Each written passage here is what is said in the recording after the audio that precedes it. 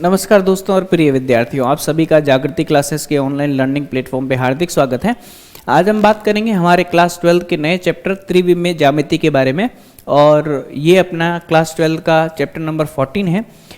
जिस तरीके से हमने सदिश को पिछले अध्याय में पढ़ा था उसी तरीके से काफ़ी अच्छे सदिशों के प्रयोग जो है वह त्रिविमीय निर्देशांक ज्यामिति में देखने को मिलेंगे।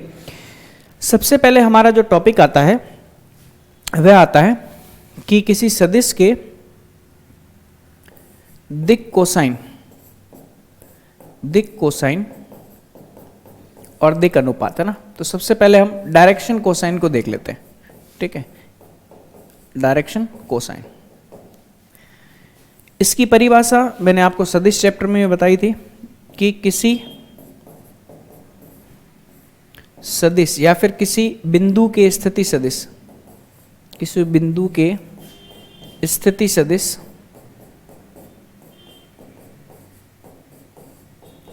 द्वारा धनात्मक x, धनात्मक y एवं धनात्मक z अक्षों से बनाए गए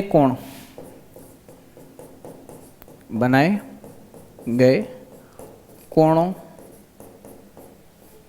के कोसाइन मान, कोसाइन मतलब कॉस वाले जो मान होते हैं, कोसाइन मान जो है सदिश के दिक अनुपात कहलाते हैं। सदिश के दिक अनुपात ने दिक कोसाइन कहलाते हैं, दिक कोसाइन कहलाते हैं। ठीक है, अब अगर हम मान के चलें कि हमारे पास एक सदिश है जिसे हम P सदिश मानते हैं, ठीक है, और उसका त्रिविमीय निर्देशांक ज्यामिति में कुछ इस तरीके से x प्लस का y, ये प्लस का x अक्ष है, ये प्लस का y और ये प्लस का z अक्ष है, और हमारा जो P बिंदु है वो यहाँ पर है, इसके निर्देशांक x, y, z है। अब मैं क्या करता हूँ, इसे मूल बिंदु से मिलाता हूँ। ठीक है, यहाँ से ये मूल बिंदु से मिल गया। ठीक है, ये हमारा मूल बिंदु ओरिजिन 0, 0, 0। ठीक है, अब ध्यान देना, इस सदिश ने जो धनात्मक x अक्ष से कोण बनाया अल्फा, ये अपना धनात्मक y से बीटा और धनात्मक z अक्ष से गामा। ठीक है, तो इसके जो दिक कोसाइन होंगे वो L, M एवं N होंगे। L जो होता है वो क्या होता है, कॉस अल्फा, M जो होता है वो होता है कॉस बीटा और N जो होता है वो होता है कॉस गामा। ठीक है, और साथ ही साथ इसकी प्रॉपर्टी होती है L square plus M square plus N square का मान किसके बराबर, 1 के बराबर। ठीक है, या फिर हम बोल सकते हैं क्या, cos square alpha plus cos square beta plus cos square gamma, इसका जो मान होगा वो किसके बराबर होगा, 1 के बराबर होगा। ये क्यों होता है, ये मैंने वहां पर सदिश में अच्छे तरीके से समझा रखा है। ठीक है, अब सबसे इंपॉर्टेंट चीज है इसके बाद वो आती है दिक अनुपात। दिक अनुपात, ठीक है, दिक अनुपात इसे हम बोलते हैं डायरेक्शन रेशियोस। ठीक है, डायरेक्शन रेशियोस क्या, किसी सदिश की दिक कोज्याओं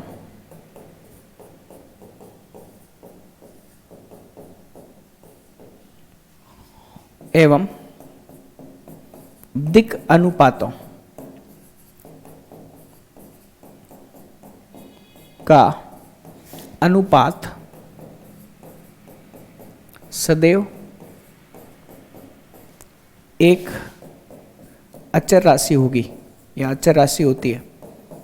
अचर राशि इसे हम R मान लेते हैं, होती है।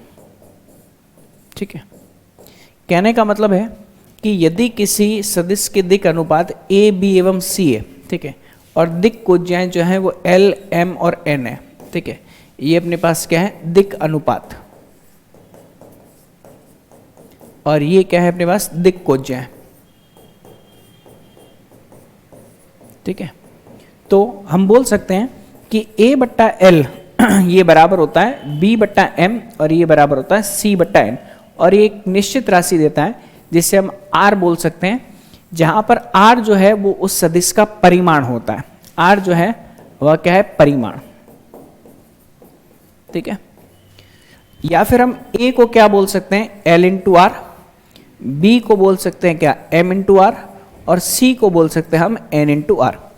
कहने का मतलब है यदि दिक् कोज्याएं दे रखी है और दिक् अनुपात निकालना है तो परिमाण से गुणा कर दो, और यदि क्या दिक् अनुपात दे रखे हैं और दिक् कोज्याएं ज्ञात करनी है तो परिमाण से क्या दे दो, भाग दो। कहने का मतलब है कि 1 2 3 तीन राशियों में से कोई दो राशियां ज्ञात होगी और एक अज्ञात राशि का मान दिए गए संबंध से हम क्या कर सकते हैं, ज्ञात कर सकते हैं। ठीक है जी, तो LR, MR और NR, ठीक है, ये ABC के मान होते हैं। अब सबसे इंपॉर्टेंट चीज मैं आपको बता देता हूं, मान लीजिए कि अगर हमें बोला जाता है कि कोई A वेक्टर जो है वो I कैप प्लस का 2J कैप प्लस का 3K कैप है ना, हमें पूछा जाता है इसके दिक् अनुपात क्या होंगे, इसके दिक् अनुपात। तो ध्यान दीजिएगा, जो I कैप, J कैप और K कैप के गुणज होते हैं ना, I कैप, J कैप एवं K कैप के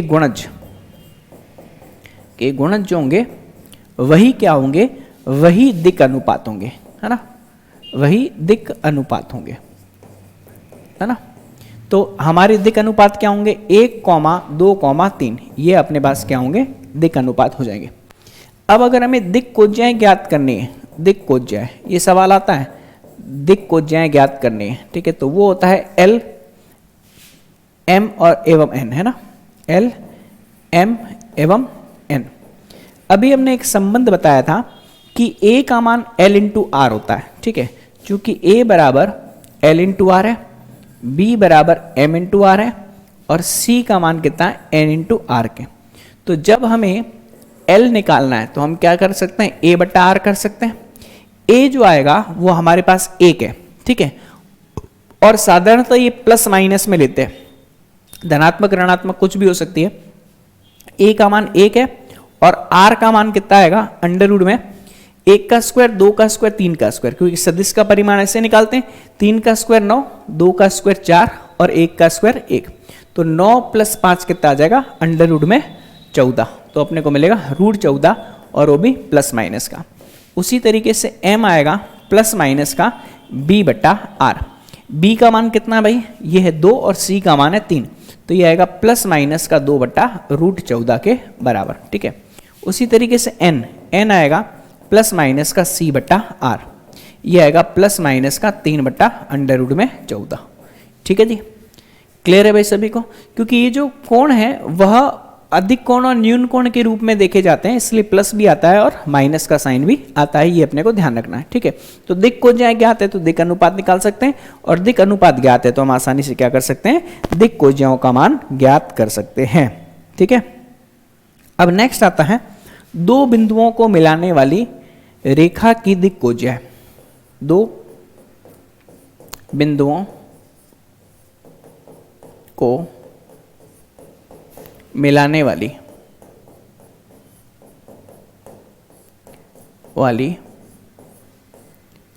रेखा की दिक् कोज्या। देखो कॉन्सेप्ट वही है जो हमने सदिश में देखा था, ठीक है। तो हम मान लेते हैं कि हमारे पास यहाँ पर दो बिंदुओं को मिलाने वाली यह रेखा है, ठीक है। एक बिंदु को हम मान लेते हैं P, इसके निर्देशांक x1, y1, z1, और इसको मान लेते हैं Q, इसके निर्देशांक x2, y2 और z2, ठीक है।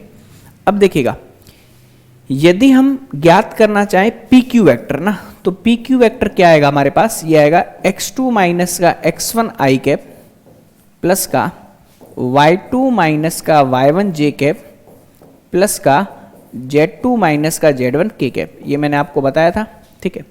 अब जब हम दिक् अनुपातों की बात करेंगे तो मैंने क्या बोला था, जो i, j और k के गुणज होते हैं ना, क्या चीज, दिक् अनुपात क्या होंगे भाई, ये होंगे अपने पास x2 माइनस का x1 कॉमा y2 माइनस का y1 कॉमा z2 माइनस का z1, ये तो अपने पास क्या आ जाएंगे, दिक् अनुपात, ठीक है।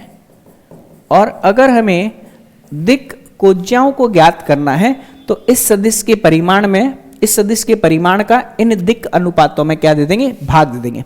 तो दिक् कोज्याएं L का जो मान आएगा वो आएगा x2 minus x1 divide by under root में इसका परिमाण क्या आएगा, x2 माइनस x1 का square plus y2 minus y1 का स्क्वायर और प्लस z2 माइनस z1 का स्क्वायर।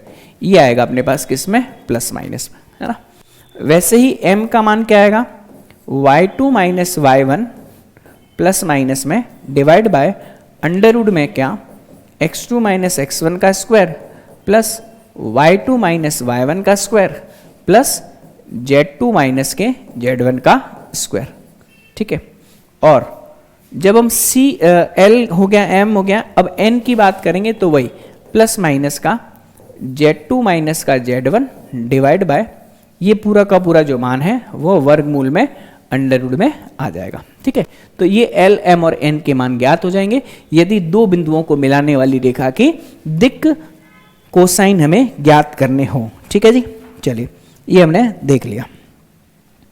अब देखते हैं हमारे नेक्स्ट जो है वो एग्जाम्पल्स देख लेते हैं, क्या एग्जाम्पल्स बोले गए। एग्जाम्पल नंबर पहला, एग्जाम्पल नंबर 1, पहले एग्जाम्पल में हमें बोला गया है क्या कि एक रेखा x तथा y अक्षों की धनात्मक दिशा से 30 एवं 60 डिग्री का कोण बनाती है।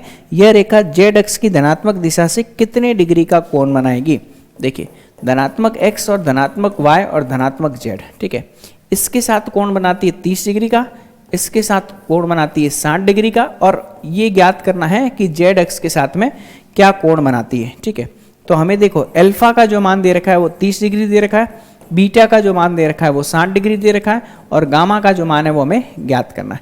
हमें पता होता है कि L square plus M square plus N square का मान किसके बराबर, 1 के बराबर होता है। L का मतलब क्या होगा, कॉस स्क्वायर अल्फा, ये हो जाएगा कॉस स्क्वायर बीटा, और ये हो जाएगा हमारे पास कॉस स्क्वायर गामा, किसके बराबर, 1 के बराबर। कॉस अल्फा मतलब कॉस स्क्वायर 30 डिग्री प्लस ये कॉस स्क्वायर कितना 60 डिग्री प्लस ये कॉस स्क्वायर गामा जो है वो हमें ज्ञात करना है, ठीक है। देखते हैं यहां से कॉस स्क्वायर 30 डिग्री मतलब ये आएगा √3/2 का स्क्वायर मतलब 3/4 प्लस ये 1/2 का स्क्वायर मतलब 1/4 प्लस का कॉस स्क्वायर गामा बराबर किसके, 1 के। 3/4 और 1/4 कितना बन जाएगा, 1 प्लस का कितना कॉस स्क्वायर गामा बराबर 1, 1 से 1 कट जाएगा, कॉस स्क्वायर गामा बराबर 0, तो कॉस गामा बराबर किसके, 0 के, तो गामा बराबर किसके आएगा, 90 डिग्री के, ठीक है जी। तो हमें प्राप्त हो गया धनात्मक y अक्ष से बनाया गया कोण कितने डिग्री हो जाएगा भाई, 90 डिग्री हो जाएगा, और यही हमें पूछा गया है, ठीक है। चलिए भाई नेक्स्ट हम देखते हैं, यदि एक सदिश OX, OY तथा OZ अक्षों से क्रमशः अल्फा, बीटा तथा गामा कोण बनाता है तो सिद्ध कीजिए, ठीक है। क्वेश्चन नंबर हमारे पास दूसरा है, ठीक है।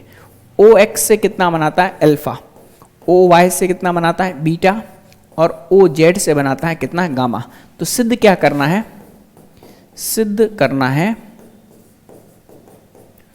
क्या, sine square alpha plus sine square beta plus sine square gamma, है ना। इसका मान किसके बराबर, 2 के बराबर, है ना। ये हमें सिद्ध करना। अब ध्यान दीजिए अगर अल्फा बीटा गामा कोण बनाता है तो हमारा L square plus M square plus N square का मान तो किसके बराबर होता है, 1 के बराबर होता है, हम जानते हैं। इसका मतलब cos square alpha plus cos square beta plus cos square gamma, इसका मान भी 1 के बराबर। अब हमें साइन में आंसर चाहिए तो इसे हम क्या लिख सकते हैं, 1 माइनस का साइन स्क्वायर अल्फा, इसे हम लिख सकते हैं 1 माइनस का साइन स्क्वायर बीटा, और इसे हम लिख सकते हैं 1 माइनस का साइन स्क्वायर गामा बराबर किसके, 1 के। अब ध्यान देना 1 प्लस 1 प्लस 1 कितना हो जाएगा, 3 हो जाएगा। 3 माइनस का कितना sine square alpha plus sine square beta plus sine square gamma, ठीक है। ये किसके बराबर, ये 1 के बराबर। पक्षांतरण कर देते तो इधर कितना हो जाएगा, 2 बराबर किसके, sine square alpha plus sine square beta और साइन स्क्वायर गामा, ठीक है जी। और यही हमें क्या करना था, सिद्ध करना था। तो सिद्ध करने के लिए हम इसे लेफ्ट हैंड साइड में लिख देते हैं, तो sine square alpha plus sine square beta plus sine square gamma, ठीक है। ये हमारे पास किसके आ जाएगा, 2 के बराबर आ जाएगा, और यही हमें सिद्ध करना था, हैंड्स प्रूफ हो गया, ठीक है। यहाँ तक मेरे हिसाब से आपको बात समझ में आ गई होगी। चलिए अगला सवाल देखते हैं, प्रश्न क्रमांक तीसरा। तीसरे क्वेश्चन में हमें क्या बोला गया, एग्जाम्पल नंबर तीसरा। तीसरे क्वेश्चन में हमें ये बोला गया है कि बिंदुओं 1 0 0 0 1 1 को जोड़ने वाले रेखा के दिक् कोसाइन ज्ञात कीजिए। तो हम मान लेते हैं ए बिंदु है क्या, 1 0 0 है ना, और बी बिंदु है हमारे पास क्या, 0 1 1 0 1 1, ठीक है। अब सबसे पहले वही तरीका, वही मेथड, ए और बी बिंदु को अगर हम जोड़ते हैं तो ए बिंदु के निर्देशांक 1 0 0, बी बिंदु के निर्देशांक हमारे पास 0 1 1 है ना। जब हम दिक् अनुपातों की बात करेंगे तो ध्यान से देखना, गौर से देखना, दिक् अनुपात क्या होंगे। काफी बच्चों को लास्ट तक ये कंफ्यूजन रहता है, दिक् अनुपात और दिक् कोसाइन में वो फर्क समझ नहीं पाते, क्वेश्चन गलत करके आते हैं, इसकी वजह से उनके मार्क्स कट जाते हैं, ठीक है। तो कॉन्सेप्ट आसान है, ज्यादा मुश्किल नहीं है।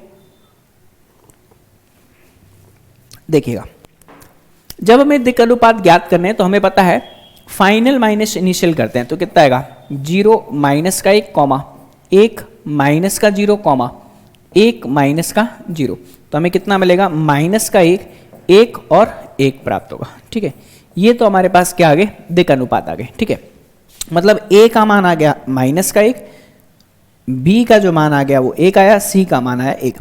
अब एल का मान हमें पता होता है कि प्लस माइनस का ए अंडर रूट में कितना, A square plus B square plus C square, तो ये अपने पास आएगा प्लस माइनस का -1 है, ठीक है। तो ये माइनस प्लस हो जाएगा, कोई दिक्कत नहीं है, ये माइनस प्लस हो जाएगा 1, और 1 1 1 स्क्वायर करके अंडर रूट करोगे तो कितना आएगा, √3 आएगा।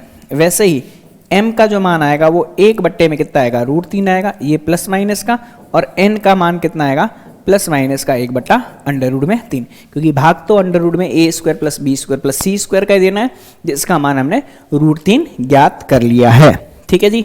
यहां तक मामला क्लियर। चलो भाई नेक्स्ट हम देखते हैं अगला सवाल, उदाहरण नंबर 4। देखिएगा, उदाहरण नंबर 4 आप पढ़िए खुद, उसमें बोला गया है 3 बिंदु दे रखे हैं, इन तीनों बिंदुओं को हमें क्या करना है, सररेखीय सिद्ध करना है। आज से पहले कक्षा 10वीं में अगर आपको ये बोला जाता या 11वीं में बोला जाता, तो 10वीं में आप क्या प्रयोग करते, दूरी सूत्र का प्रयोग करते, ठीक है। क्लास 11वीं में अगर आपको पूछा जाता तो आप प्रवणताओं का प्रयोग करते, है ना, स्लोप की सहायता से इसको हम सिद्ध कर सकते हैं, ठीक है। लेकिन कक्षा 12वीं में ना तो दूरी सूत्र का प्रयोग करना है, ना ही प्रवणता या सरल रेखा का कोई कॉन्सेप्ट लगाना है, हमें तो कॉन्सेप्ट लगाना किसका, दिक् अनुपात और दिक् कोसाइन, क्योंकि हर क्लास में आपको एक ही क्वेश्चन को करने के अलग अलग तरीके देखने को मिलते हैं। इसी से तो आपको पता चलेगा कि आप नई क्लास में आए हो और एक क्वेश्चन को और कितने तरीकों से आप हल कर सकते हैं, ठीक है। तो वही तरीके हमें अलग अलग क्लास में देखने को मिलते हैं, क्वेश्चन वही होता है, ठीक है, बट मेथड अलग होते हैं। मेथड अलग इसलिए होते हैं क्योंकि हर एक क्लास में आपको नई चीज सीखने को मिलती है। 10वीं तक आपको प्रवणता के बारे में नहीं पता था और 11वीं तक आपको दिक् अनुपात दिक् कोसाइन के बारे में नहीं पता था। आगे और पढ़ोगे तो इससे भी और बढ़िया चीजें आएंगी और उसी में आपको उसी की सहायता से आपको क्या करना पड़ेगा, प्रश्नों को हल करना पड़ेगा। चलिए, हमें यहां पे बोला गया 3 बिंदु, सबसे पहले लिख देते हैं, ये हमारा एग्जाम्पल नंबर 4 है, ठीक है। 3 बिंदु जो है वो हमें सररेखीय सिद्ध करना है, ठीक है। तो सररेखीय का मतलब क्या होता है कि ये तीनों बिंदु एक ही रेखा पर स्थित हैं। ए बिंदु के निर्देशांक 2 3 4 2 3 4, ठीक है। बी बिंदु हम ले लेते हैं, बी बिंदु के निर्देशांक है -1 -2 नहीं, +2 है और -3 है। और सी बिंदु है हमारे पास क्या, -4 -1 और -10, ठीक है। हमें बोला जाता है कि सररेखीय सिद्ध करो, तो हम क्या करेंगे, दिक् अनुपात की कॉन्सेप्ट से करेंगे। तो ए बी का दिक् अनुपात, ए बी के दिक् अनुपात, ठीक है, ए बी के दिक् अनुपात मतलब ये रेखा के इस टुकड़े के दिक् अनुपात निकालते हैं, ठीक है। ए बी के दिक् अनुपात क्या आएंगे भाई, -1 -2 तो ये प्राप्त होगा -3, 2 -3 तो -1, -3 और -4 तो -7, ठीक है। अब BC के दिक् अनुपात, BC के दिक् अनुपात ठीक है। चलिए BC के दिग अनुपात क्या होंगे भाई, -4 -1, तो ये अपने को मिल जाएगा -3, -1 -1 और -2, तो ये अपने को मिलेगा -3, है ना, और -10 और प्लस तो ये मिलेगा -7। मैंने कोई क्वेश्चन गड़बड़ तो नहीं किया, देखते हैं। -1 -2 -3, 2 -3 तो -1, ठीक है। -3 और हमें यहाँ पे मिल रहा है -3 और -4 तो -7, -1 -2 2 -3 -1, ठीक है। तो हमने क्या गड़बड़ किया है, -4 1 -10, अच्छा यहाँ पे 1 है, यहाँ पे क्या है 1 है ना, ये 1 है, तो 1 -2 तो अपने को मिलेगा यहाँ पर -1। चेक करो AB के दिग अनुपात और BC के दिग अनुपात समान है, AB के डायरेक्शंस रेशियो बराबर है किसके, BC के डायरेक्शन रेशियोज के ना, तो हम बोल सकते हैं कि A B एवं C क्या है, सरेख है। जरूरी नहीं कि डायरेक्शन रेशियो समान आए, समान अनुपात में भी आ सकता है। ये -3 है तो ये -6 हो सकता है, -1 है तो -2, -7 है तो -14 भी हो सकता है। यहाँ पर समान आ रहे हैं तो बढ़िया बात है, अगर समान नहीं आए, निश्चित अनुपात में आए तो क्या होंगे, तो भी वह क्या होंगे, तीनों बिंदु सरेखे होंगे, ठीक है।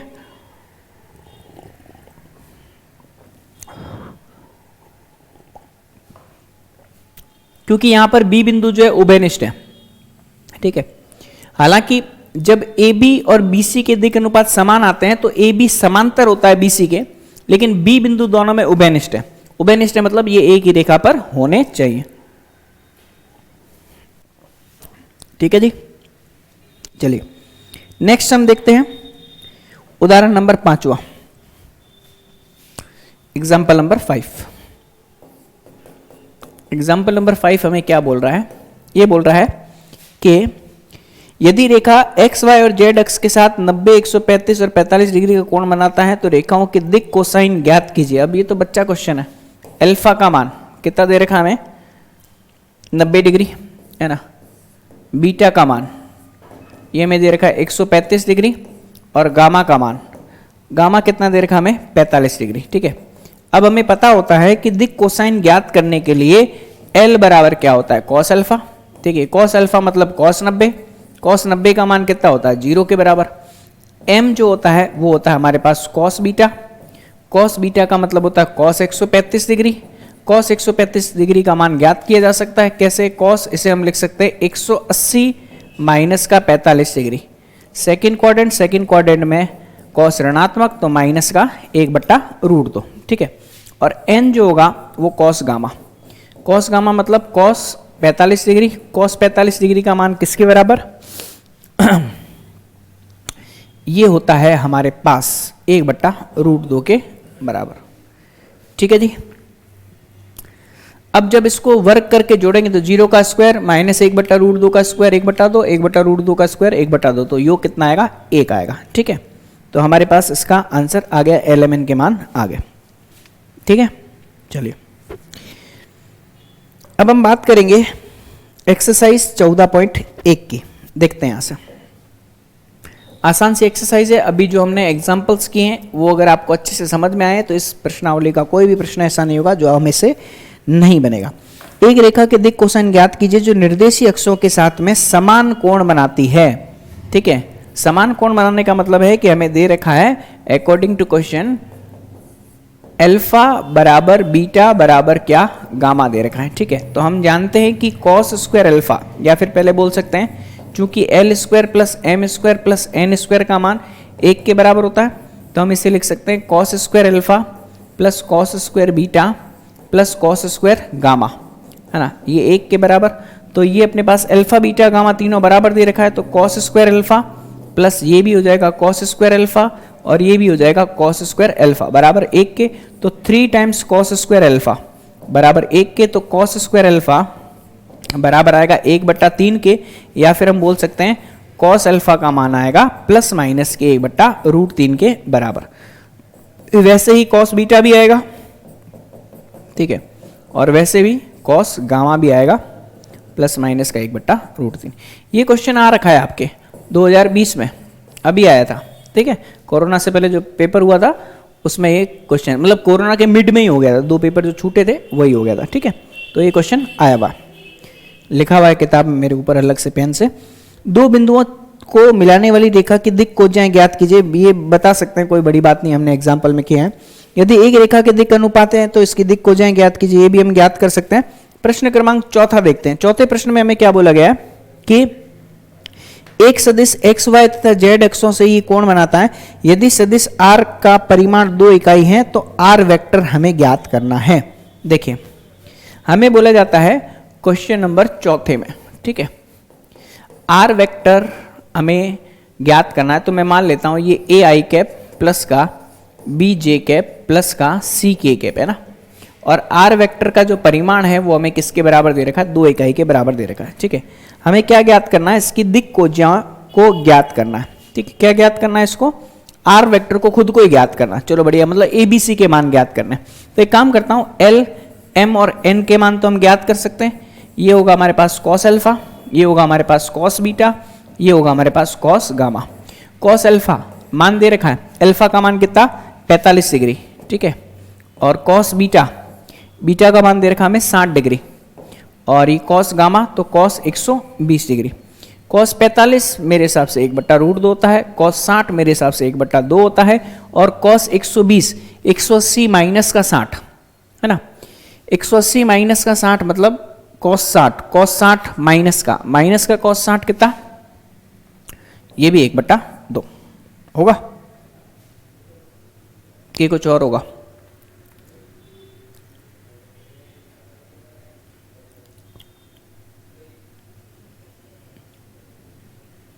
एक बट्टा √2 का स्क्वायर ये हमें देगा 1/2, इसका स्क्वायर 1/4 और इसका स्क्वायर 1/4, ठीक है, बिल्कुल सही है अपना। योग कितना आएगा, 1 के बराबर आएगा। चलिए अब हमें r का मान दे रखा है, तो मैंने आपको बताया था कि अगर r ज्ञात है तो a b c ज्ञात कर सकते हो। a बराबर क्या होगा, l into R, l into R का मतलब कितना होगा 2 इंटू 1/√2, कहने का मतलब हमारा आंसर आएगा √2 के बराबर। b कितना होगा, ये होगा m इंटू आर, m का मान कितना 1/2 इंटू 2, तो ये हमें कितना देगा 1 देगा। और c क्या होगा, c होगा n इंटू आर, तो हमारे पास कितना है माइनस का 1/2 इंटू कितना 2, तो ये देगा हमें -1। तो हमारे पास आर वेक्टर जो आएगा वो आएगा √2 आई कैप प्लस का जे कैप और माइनस का के कैप। ये अपने पास आ जाएगा किसका मान, आर वेक्टर का मान, ठीक है, बिल्कुल सही है। 2 माइनस का 2 √2 1 और माइनस का 1। चलिए इस तरीके से हमने क्या किया, इस एक्सरसाइज को खत्म कर दिया। नेक्स्ट क्लास में हम पढ़ेंगे सरल रेखा के बारे में जो 3D में आएगी। अभी तक जो आपने क्लास 11 में पढ़ा था वो 2D में थी, 3D में सरल रेखा को समझने का मजा ही अलग है और बहुत ही अच्छा कॉन्सेप्ट है। और मैं जब आपको पढ़ाऊंगा पूरे एक एक कॉन्सेप्ट को एक्सप्लेन करूंगा तो और भी आनंद आएगा। तो आज की क्लास के लिए इतना ही, मिलते हैं नेक्स्ट क्लास में।